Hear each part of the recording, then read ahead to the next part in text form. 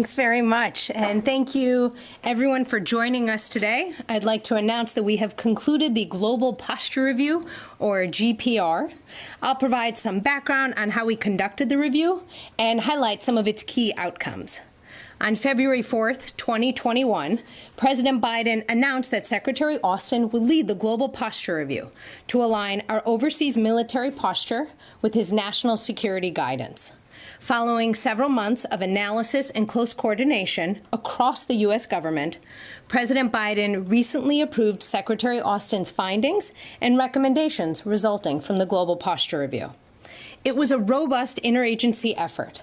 The Department of Defense led the GPR with participation and guidance from the National Security Council, the U.S. State Department, the U.S. Agency for International Development, and the Office of the Director of National Intelligence. Additionally, the department conducted Global Posture Review consultations with our NATO allies, Australia, Japan, the Republic of Korea, and over a dozen partners across the Middle East and Africa to ensure we were bringing the full spectrum of views to the table. The conclusion of the Global Posture Review comes at a key inflection point as the department increases our focus on China, reinforces our enduring commitments to NATO and European security, conducts analysis regarding requirements in the Middle East following the end of U.S. force presence in Afghanistan, and refines our strategic approach through the National Defense Strategy.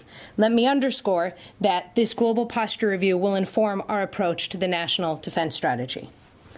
The Global Posture Review was guided by the President's interim national security strategic guidance released earlier this year.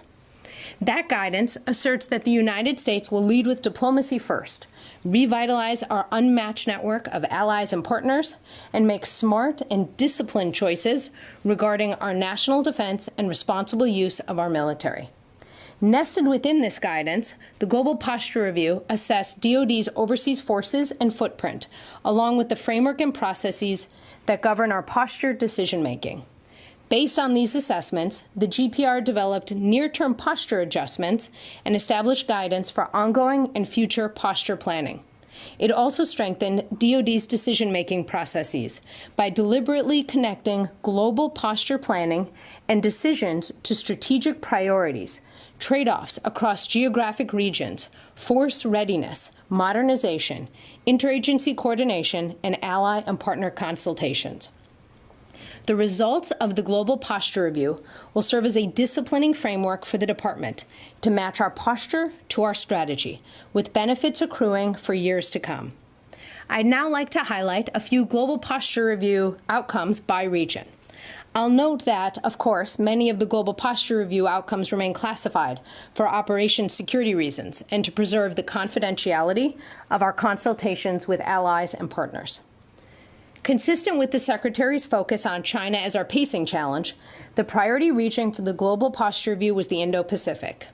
The Global Posture Review directs additional cooperation with allies and partners across the region to advance initiatives that contribute to regional stability and deter potential military aggression from China and threats from North Korea.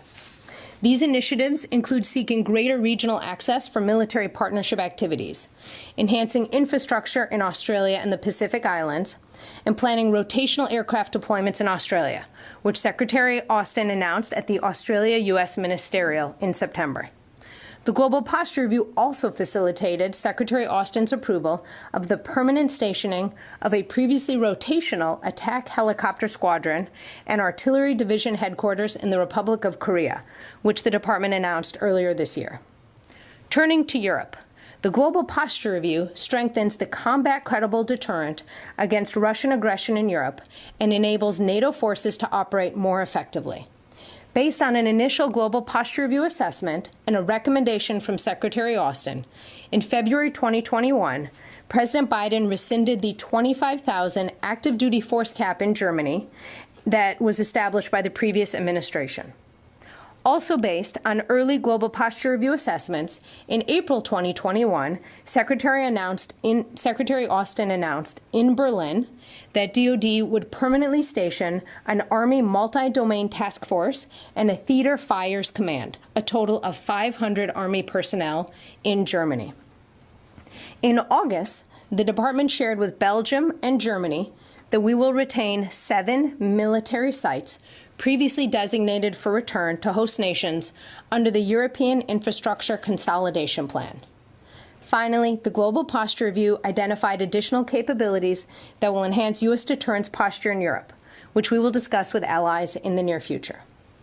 Turning to the Middle East, the Global Posture Review assessed our evolving counterterrorism requirements following the end of DoD operations in Afghanistan and our approach toward Iran. In Iraq and Syria, the Global Posture Review directs that DoD posture will continue to support the Defeat ISIS campaign and building the capacity of our partner forces. Looking ahead, the Global Posture Review directs the Department to conduct an additional analysis on enduring posture requirements in the Middle East. As Secretary Austin noted at the Manama Dialogue, we have global responsibilities and must ensure the readiness and modernization of our forces. These considerations require us to make continuous changes to our Middle East posture, but we always have the capability to rapidly deploy forces to the region based on the threat environment. In Africa, analysis from the Global Posture Review is supporting several ongoing interagency reviews to ensure the Department of Defense has an appropriately scoped posture to monitor threats from regional violent extremist organizations, to support our diplomatic activities, and to enable our allies and our partners. In Central and South America and the Caribbean, the Global Posture Review reviewed the role of DoD posture in support of national security objectives, including humanitarian assistance, disaster relief, and counter-narcotics missions. The Global Posture Review directs that DoD posture continue to support U.S. government efforts on the range of transnational challenges and partnerships in the region. Finally, the Global Posture Review provided foundational information for the National Defense Strategy, which will shape how this administration connects our overseas posture to the Department's overall strategic approach. Moving forward, the Secretary is confident that the Global Posture Review sets the Department on the right path toward greater strategic alignment in support of the President's national priorities. Thank you very much. With that, I'll take a few questions.